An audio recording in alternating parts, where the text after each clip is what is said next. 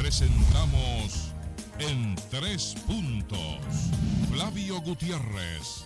Ustedes y nuestros invitados analizarán el acontecer nacional e internacional, hechos e ideas que ocupan la atención de la sociedad. Un aporte al debate en busca de soluciones a los asuntos nacionales e internacionales actualizados. En Tres Puntos.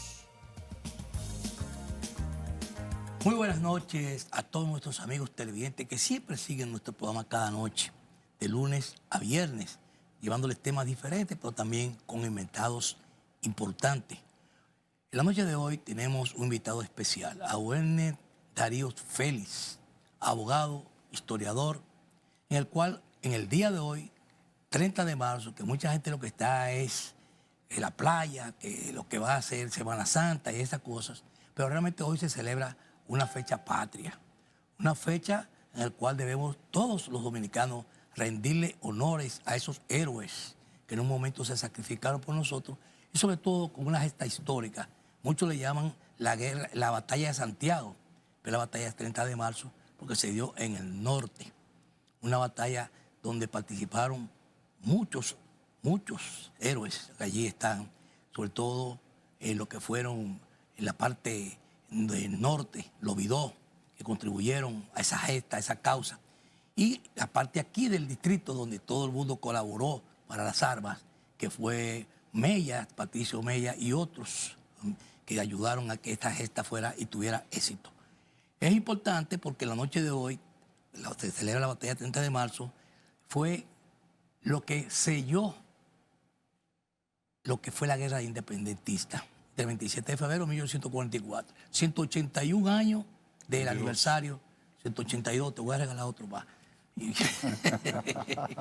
Para realmente que esta gesta histórica se diera el sello para que se viera lo que fue la fortaleza de esa guerra independentista. Pero para eso vamos a tener aquí este invitado especial que va a desarrollar este tema con todo lo que sería, lo que fue esa batalla 30 de marzo y sobre todo por qué fue el origen, por qué fueron estas causas que esos héroes se dedicaron a este tema.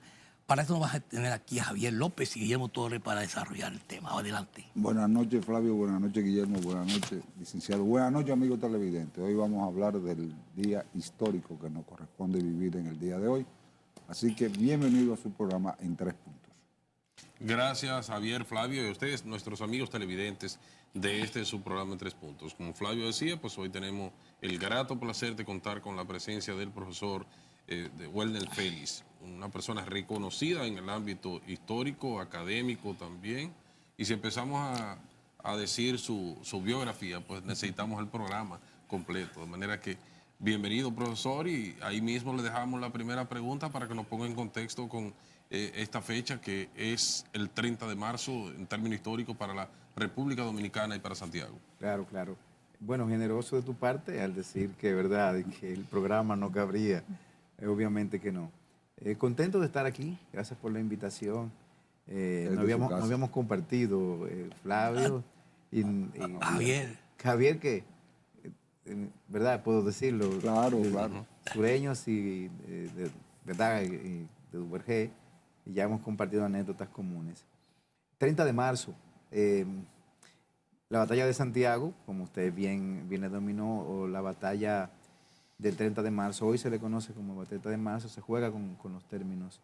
Ciertamente, bueno, no quisiera pecar de asumir un papel o diríamos un concepto directo y de decir que fue la batalla que selló la independencia, porque después de la batalla de Santiago ocurrieron algunos encuentros en el mismo año, ya en abril, mayo, final de abril y mayo, que verdad que diríamos fue como un cierre definitivo.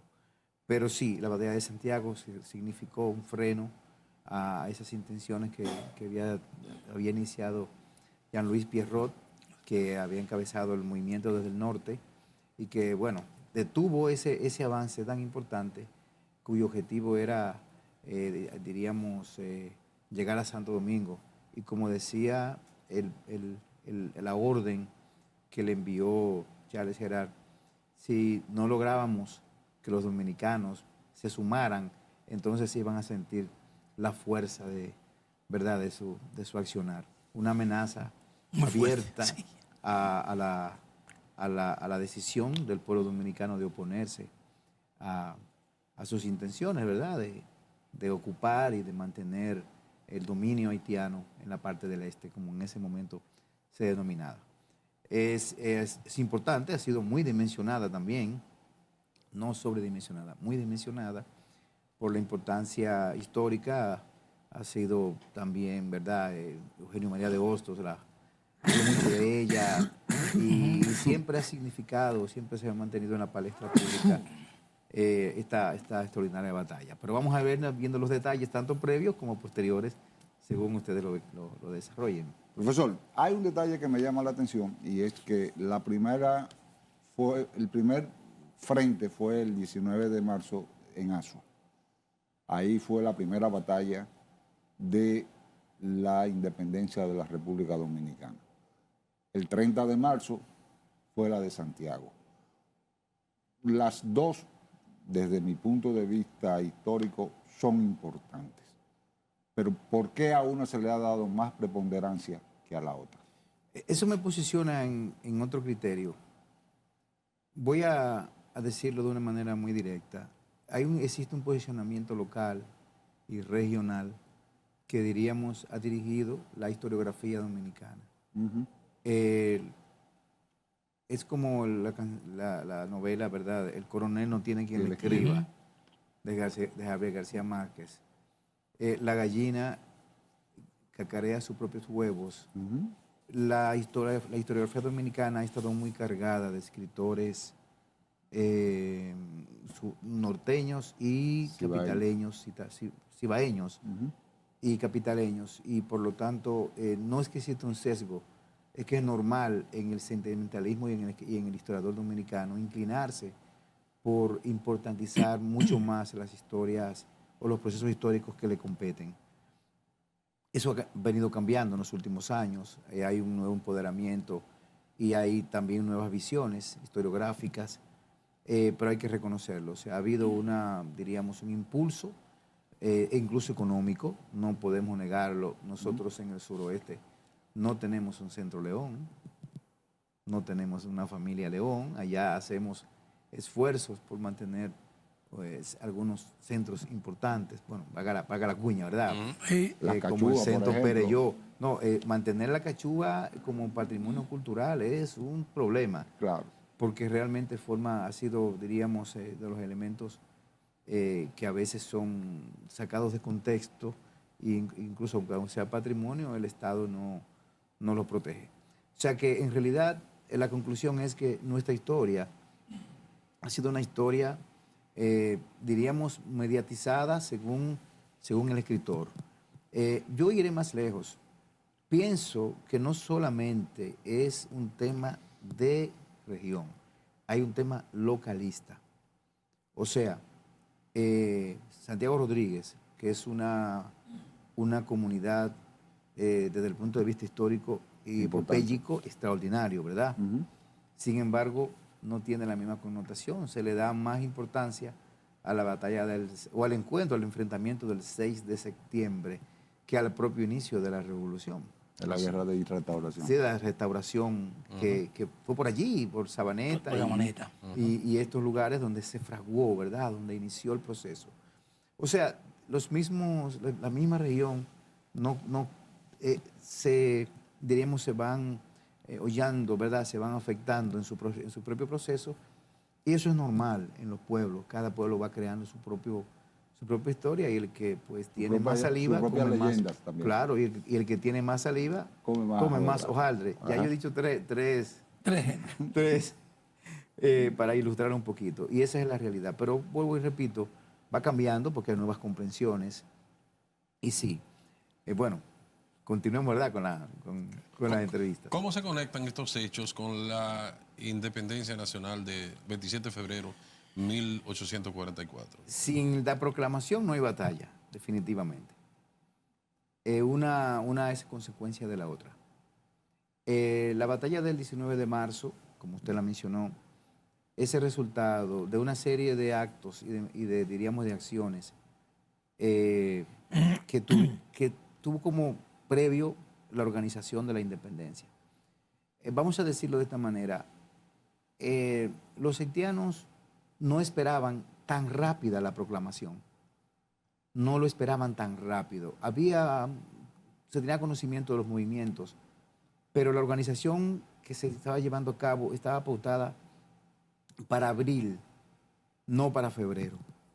Solo que la pauta era para otro motivo, que era el elemento francés. Era que se había pautado la proclamación de la independencia por Báez, pero para abril, no para febrero. Hay se adelanta la fecha y diríamos que casi agarran a los haitianos un poquitito fuera de base. Por eso la salida, por ejemplo, de Pierrot es el día 15, cuando ya la defensa dominicana del sur se había trasladado a Asua, y pues el día 11, día 10-11, es que Charles Gerald sale con un ejército prácticamente, diríamos, recogido, improvisado, los regimientos formados, algunos con menos cantidad, otros más, para poder hacer la invasión de allí. También que ellos experimentaron muchas deserciones en la retirada, y los dominicanos tuvieron demasiados esfuerzos para formar el ejército que defendió a la patria. Se fueron días muy difíciles. Yo me hago una pregunta ahí, porque cuando la Junta Gubernativa hace el llamado de que había que derrotar a James Pierrot en la batalla que se dio origen, donde tenía mayor número de hombres. Entonces, ¿cómo llega una fuerza del esfuerzo que parte desde Baní, con Ramón Santana a la cabeza, y llega allí y se reúne junto con José María Inver? ¿Cómo esa batalla ellos pueden conciliar o unificar la distancia para poder atacar a Pierrot y derrotarlo, que tenía mayor número de hombres? O sea, ¿cómo miden el tiempo? ¿Cómo ese tiempo lo pudieron compartir para poder hacer y ganar la batalla en ese momento? Bueno, los datos sobre el movimiento de los hombres del sur hacia el norte no están muy precisos. Claro. O sea, la cantidad y esto, porque en ese momento Ramón Santana estaba en aprestos de buscar pertrechos y carne, según la documentación. Pero existen movimientos, básicamente hay que recordar que el movimiento hacia Santiago se hacía por la vía de Ocoa, la ruta de Ocoa, que todavía hoy es una ruta rápida para llegar. A salir a Bonao. Sí, a salir a Bonao, y eso se día 2 o 3 días. 2 o 3, 4 días podía moverse. Y hasta Constanza por ahí también. Claro que sí, incluso después de la batalla de Santiago, y tal vez usted hace hincapié a esto, hubo un plan de caerle por San Juan, por la retaguardia, a Charles Gerard. Ese sí se llevó a cabo, o sea, se planificó. Se dio. Pero ya se había retirado, porque ese movimiento se hacía por Constanza. Okay. Por Constanza, Guayabal, salían a San Juan, y entonces le caían en la retaguardia. Todavía ese trecho está. Sí. Todavía, hoy en día. Que sale por ahí. Sí, correcto. Ahora, hay algo que me llama la atención, profesor, pero hay una señal. Primero, vamos a irnos a la pausa, Javier, para que tú puedas hacer tu pregunta con tranquilidad. Vamos a nuestra primera pausa de publicidad y retornamos.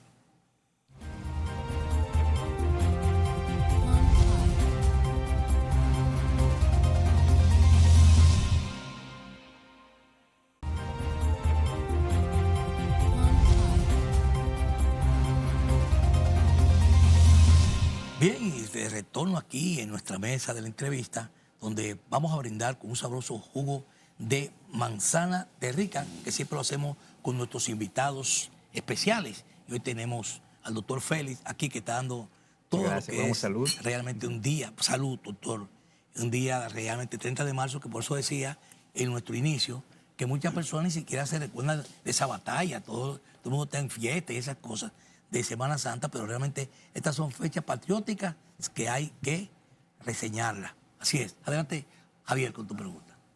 Profesor, hay algo que me llama la atención, que un ejército napoleónico como era el ejército haitiano, que era un ejemplo a nivel mundial, es derrotado por campesinos y macheteros en lo que es la República Dominicana. No había división entre la banda en Haití, en el ejército haitiano, entre la banda sur y la banda norte. Sí. O sea, porque Habían antagonismos. antagonismo. Claro, claro. En realidad, comprender un poco el proceso no significa justificarlo. Ajá. Las armas dominicanas ganaron la batalla, claro está. Pero también hay razones. En el 1844, durante los días de la campaña, Haití era un hervidero de oposiciones. En el norte estaba el propio Pierrot y en el sur estaba Atcaú. Y también Christopher estaba en el norte. Pero Henry Christophe fue ya anterior.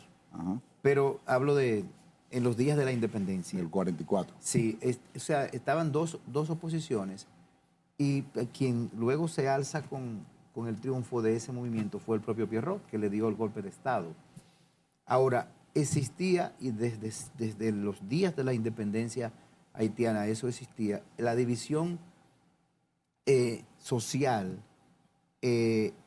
remanente de la dominación francesa entre los mulatos y los negros. Los negros se concentraban más en la planicie del Guárico, ¿verdad? Que es hoy Cabo Haitiano, en esa zona, y que es también la zona donde creció Toussaint Louverture. Ajá. Y en el sur estaban una mayoría de mulatos. O sea, los mulatos controlaban lo que era Puerto Príncipe, lo que es Puerto Príncipe hoy, también toda la zona marítima al sur, que es Jacmel, y también en el centro, que es donde está Saint-Marc, ¿verdad? Que es la zona de Desalines. Entonces, esa división todavía hoy permanece. O sea, mayor cantidad de personas de color más subido están más en el norte y en el centro, más al sur es un control de los mulatos. Y en ese momento estaba muy permeado. Mire, Entonces, en el por eso. 1844 todavía quedaban remanentes de ese ejército, pero ya prácticamente habían sido ya Diezmados, ¿no? Sí, habían muerto los principales líderes. Sí, Sí. Había otro fenómeno, o sea, en 1844 ya habían pasado 39 años 40 años de la independencia. Ajá. Hay que recordar que la longevidad de la gente no era tanta. No. Sí. Entonces, hablamos de que el general Pierrot, que ya estaba muy anciano, era héroe. Era De héroe. Francia. Era héroe, era primero francés, luego héroe de la independencia haitiana, pero Charles Gerard no.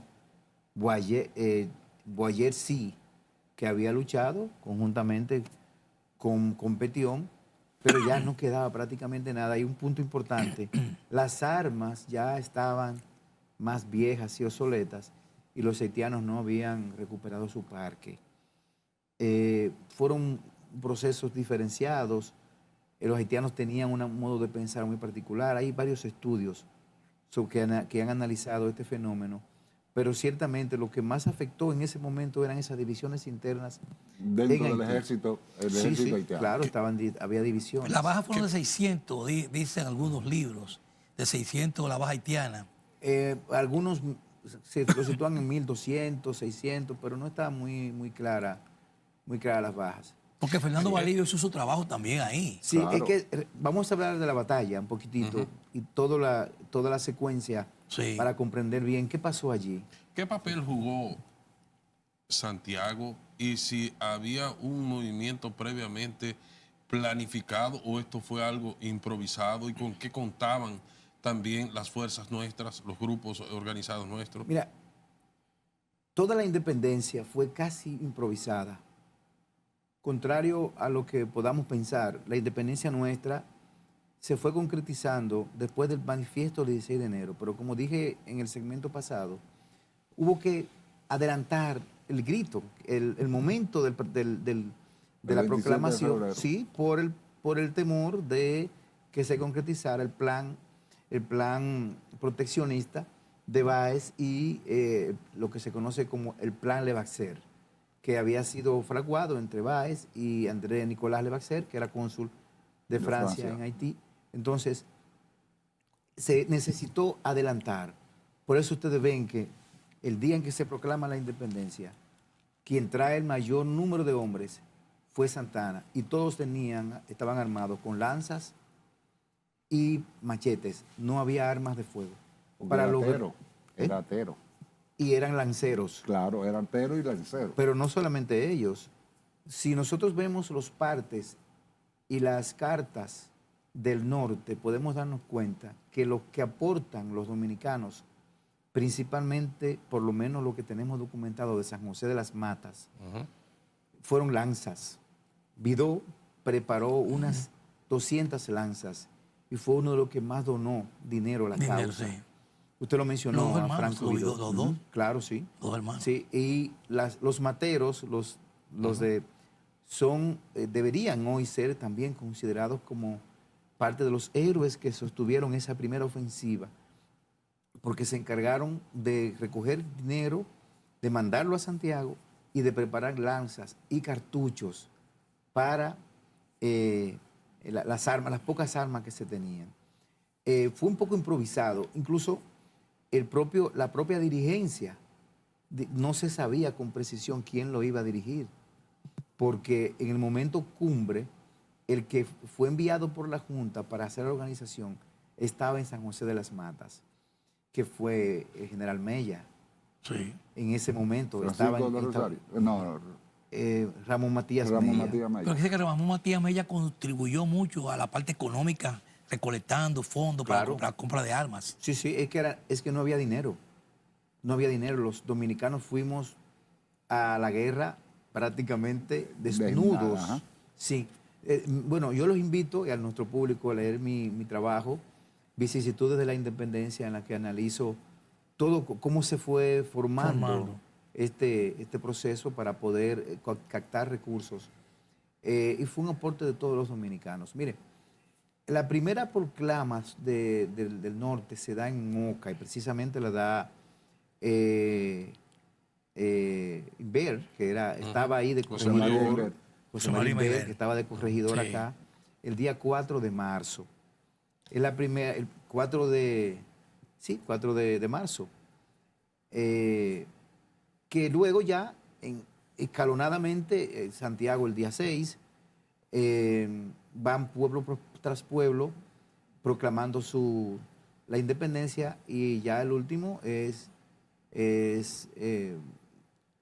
Puerto Plata. Los mocanos siempre han resaltado, porque también, sin salirnos del tema, la restauración también fueron pioneros en los movimientos. Claro que sí, claro que sí. Y los veganos también. Sí. Porque están allí uno al lado de otro. Entonces, fueron como proclamas consecutivas, ¿verdad?, que lograron abarcar todo el territorio. El punto interesante alrededor de las Matas es que era el cruce Mao, Santiago y esa zona. Sí. O sea, que reunía muchos de los movimientos de los hombres que estaban por la zona y tenían, diríamos, influencia en esos lugares. Antes de irnos a la pausa, profesor, me gustaría saber qué influyó para que los dominicanos ganaran esa batalla, porque se estaban enfrentando a un ejército mayor preparado, un ejército napoleónico, con mayor capacidad militar y con mayor estrategia que nosotros, que éramos desorganizados. Sin embargo, este es un ejército mucho más formal. Sin embargo, nosotros ganamos esa batalla. ¿Qué influyó ahí? Pero eso lo vamos a contestar después que vengamos de la pausa. Sí. Vamos arriba.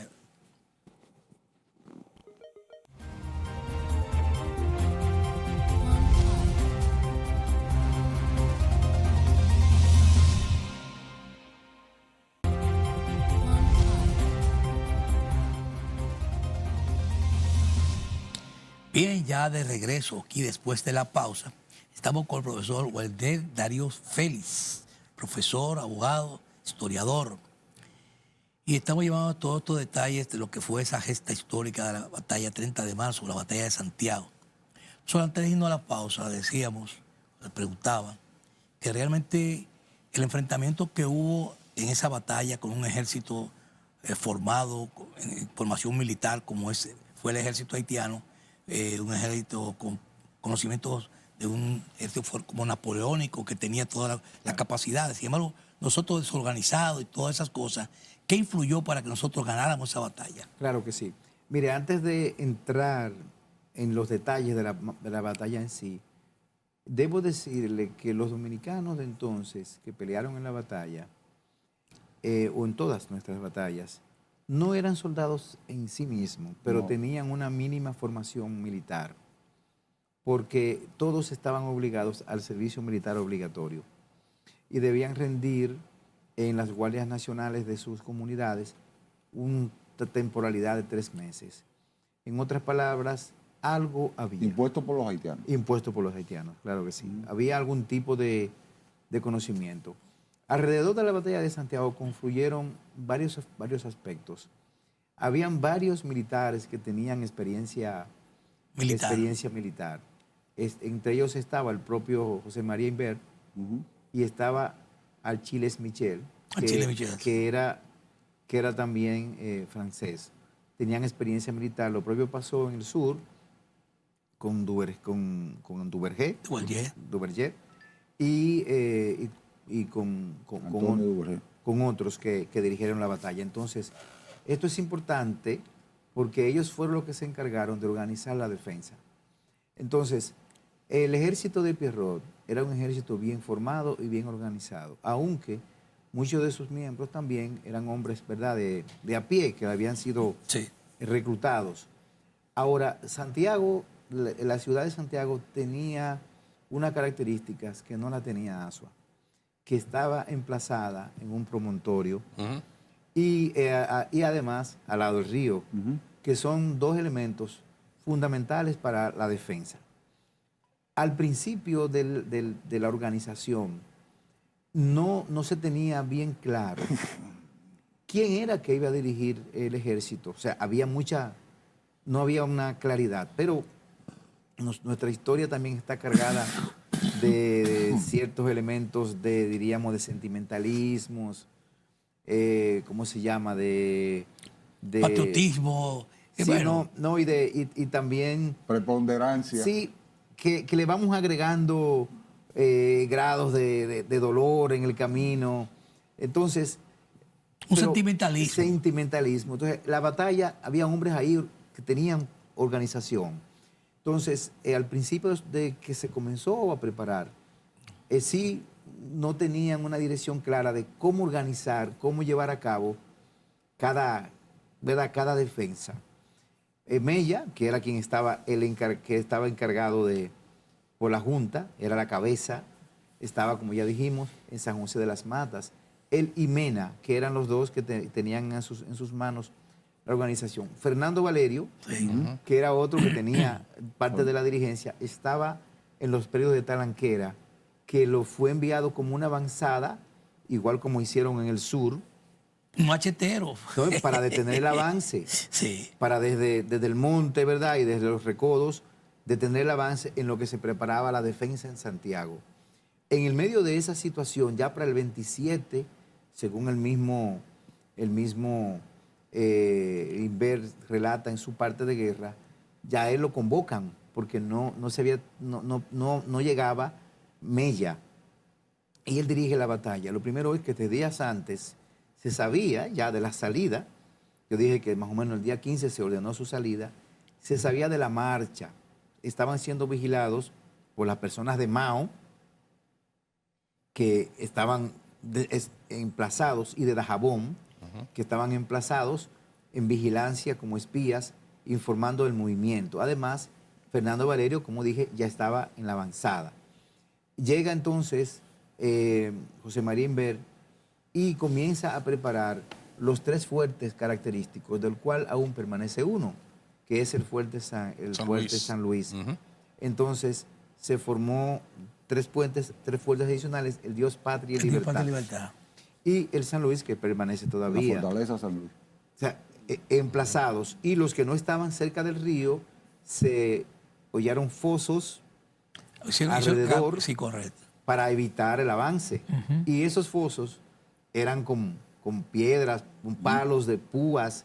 O sea que había una defensa estratégica de la ciudad emplazada en un buen lugar y que permitía ciertos movimientos. Entonces, en cada uno de estos fuertes se emplazaron cañones dirigidos hacia el camino de la Sabana del Santiago, que así era como Así se es, llamaba, así es. el oeste, en el camino de Sabana Iglesias y en los demás caminos. Sí, sí. Todo lo que tiene que ver hoy en día, para los amigos que nos escuchan, lo que tiene que ver con esas partes de Bellavista en Santiago, Sí. y toda esa zona por ahí. Eso era la Sabana hasta llegar a A San José de la Mata, sí, todo eso. Mao, Valverde. Mao Valverde, en la Sabana de Santiago. Hay algo que me llama la atención y es que, digo, en términos históricos ya uno lo ha repasado, pero la mayoría de los dominicanos, porque incluso nuestro padre de la patria fue miembro del ejército haitiano, Sí. Juan Pablo Duarte, creo que llegó al grado de coronel, Sí. pero escribiente. Todos los dominicanos que participaron en la revuelta, en la independencia del 27 de febrero, eran parte del ejército haitiano en la República Dominicana, De este lado. de este lado. No pertenecían a los cuerpos fijos, que eran los regimientos fijos, pero sí pertenecían a las guardias nacionales que estaban apostados en las comunes como vigilancia. Aquí habían 3 regimientos, 31, 32 y 33. El 33 estaba en Santiago y el 31 y 32 estaba en Santo Domingo, que era el que dirigía. Ahora se me olvida, el nombre, que murió precisamente en los días de la Pablo Alí, que lo dirige Pablo Alí. Y en Santiago... Que eran dominicanos. Que eran dominicanos. En los días de la batalla en Santiago se formó el regimiento La Flor, que fue por jóvenes de la comunidad, jóvenes de Santiago y de los lugares aledaños. Antes de la independencia, profesor, me ocurre que los haitianos duraron tanto tiempo gobernándonos.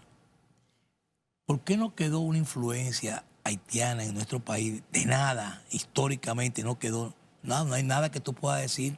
Esto fue cuando los haitianos aquí gobernaron, o sea, no dejó ningún tipo de influencia, ni siquiera ni el idioma, ni nada. Salvo la frontera, que naturalmente hay mucho que por la relación que hay de cercanía, pero realmente no se nota nada de lo que pudo haber sido esa cantidad de tiempo que tuvieron con nosotros.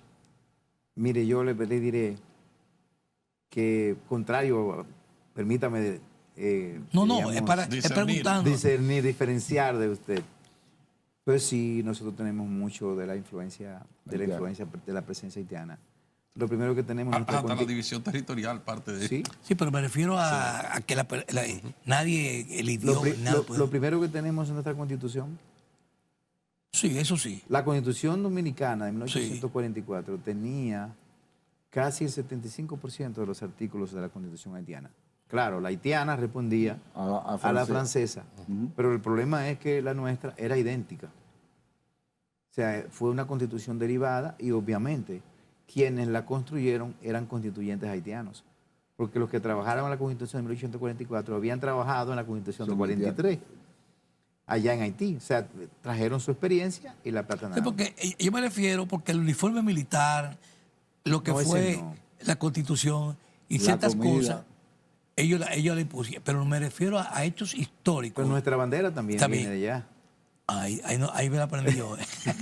Nuestra bandera es en realidad la bandera haitiana original con la cruz. Sí. Solo que hoy está alternado, pero originalmente era la misma. Que la haitiana era la francesa sin la franja blanca. Así es, con su permiso, profesor. Vamos a la pausa y regresamos. Vamos arriba.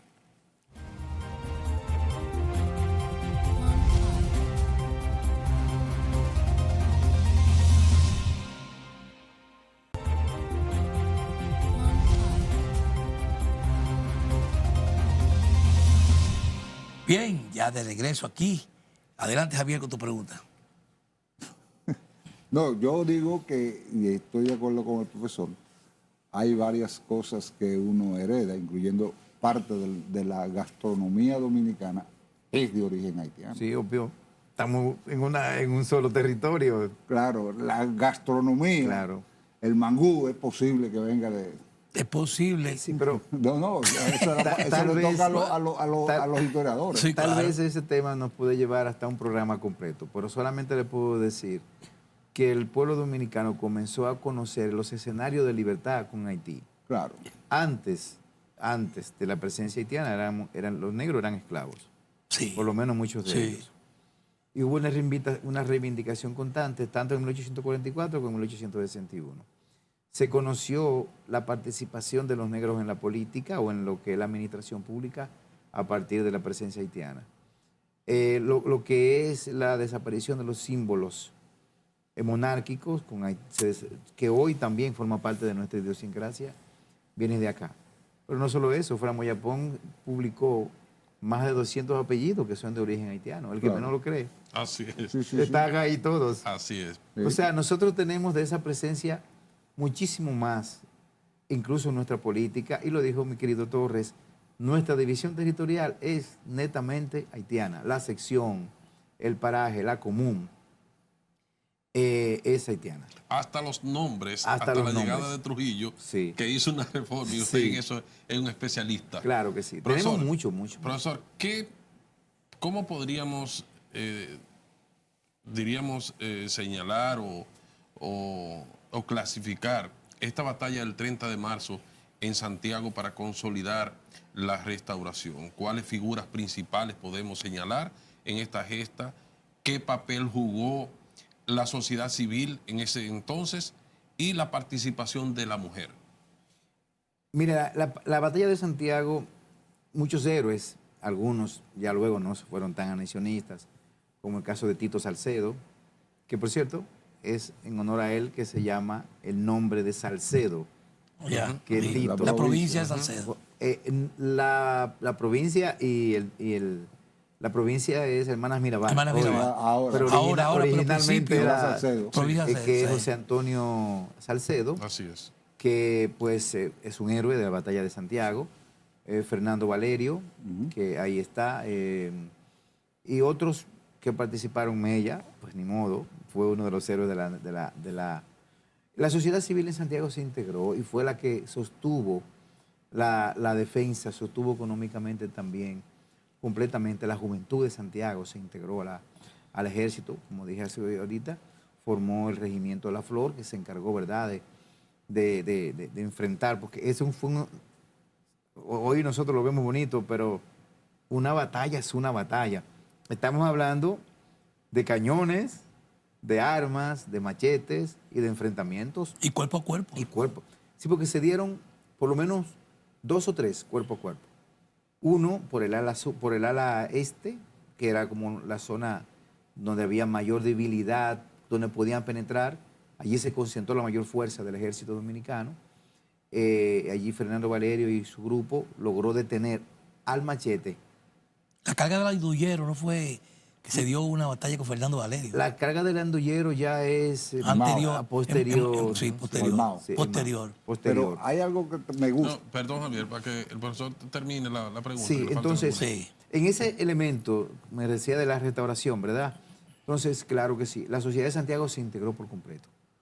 Y hay que decirlo, y estuvo al frente. La mujer, bueno, la más conocida es Juana Saltitopa, que hay anécdotas alrededor de ella de que bajaba y traía agua. Bueno, ya Edwin Espinal demostró que era imposible bajar agua del río para Echar los cañones, echar los cañones. Pero lo que sabemos que por estaba lo ahí. accidental que era el Pero- terreno. Sí, claro, claro. Pero hay algo que me llama la atención, que usted lo mencionó de refilón. Antonio Duvergé, me acuerdo de la estatua escueste que había que decía el memiso, las carreras, Sí. todas las batallas que tuvimos El número. el número, previamente fue posterior. al 27 de febrero, previamente. O posteriormente. Posterior, antes del 30. Antes del 30. sí. O sea, claro que tuvimos sí. varias batallas. Incluso hay un libro famoso que es El Centinela de la Frontera, que fue de Joaquín Balaguer. Claro, claro. Ya esa es la parte sur, porque Duvergé tuvo su impronta en el sur. Ajá, en el sur. El sur, eso hay que decirlo, en total el sur tuvo mayor participación bélica que el norte.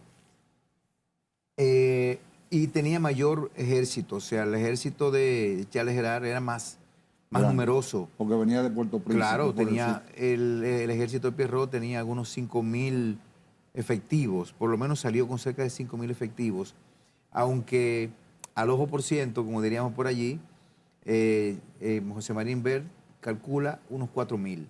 Y si era tan numeroso, tan preparado el ejército haitiano contra nosotros, ¿cuáles fueron las razones que llevaron a la derrota del ejército haitiano por parte de los dominicanos? Bien, ahí está. Primero, les decía al comenzar el segmento que se apostaron varios cañones en el centro y en cada ala. Esos cañones vomitaban metralla. No eran bolas, eran metralla. O sea, cada vez que Detonaban. detonaban eran metralla. Sí. Y eran como 6, 7 cañones al mismo tiempo. Un ejército compactado, en caminos estrechos, Que era la forma de pelear en esa época. en esa época, y sin artillería, porque Pierrot no tenía artillería. Salió sin artillería. No se esperaban esta defensa tan férrea. Y cada vez que disparaban, pues había que detener. Además, la fusilería, o sea, al mismo tiempo que le disparaban con los cañones, también estaba la fusilería, con fusiles y con lanzas. O sea, todo esto se conjuga y el ejército tiene que replegarse. Ahora, hay un punto interesante. Solo hubo ese enfrentamiento. No hubo más ataques. No hubo más. ¿Qué tiempo duró más o menos? Y si hubo represalias después a Quemaron la a retirada Santiago. Sí. del ejército haitiano hacia su territorio. Hay una historia alrededor. En primer lugar, la batalla comenzó alrededor de las 2 de la tarde y se detuvo al anochecer. En marzo, estamos hablando de que es alrededor de las 7 que oscurece, lo que significa que la batalla debió durar 5 horas aproximadamente.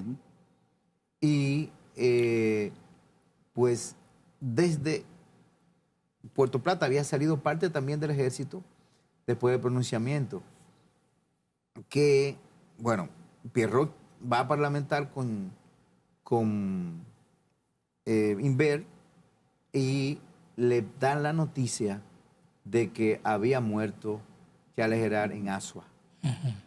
Eso Era no lo mentira. no lo dice en el parte de guerra, pero sí lo trae Madiu. Tomás Madiu explica las circunstancias en las que se retira. Pero decíamos al principio que en Haití había todo un movimiento en contra, Claro, una división. una división, y al conocer la noticia, lo único que le pide Pierrot es dame garantías de retirada.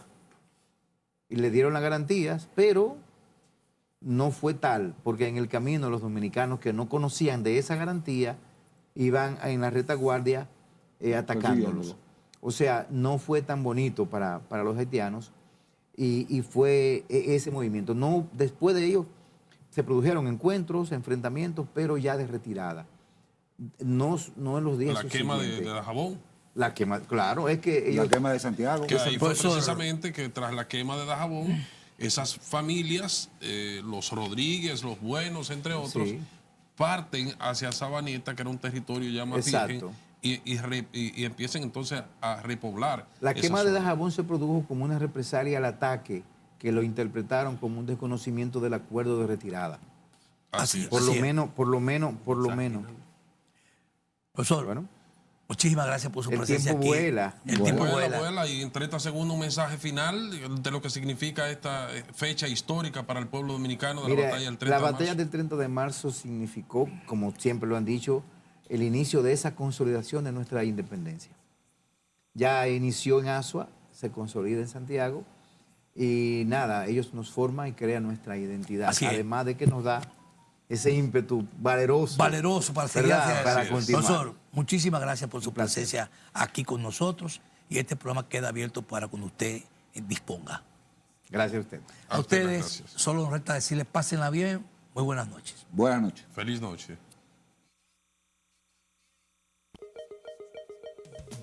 Presentamos en 3 puntos. Flavio Gutiérrez. Ustedes y nuestros invitados analizarán el acontecer nacional e internacional, hechos e ideas que ocupan la atención de la sociedad.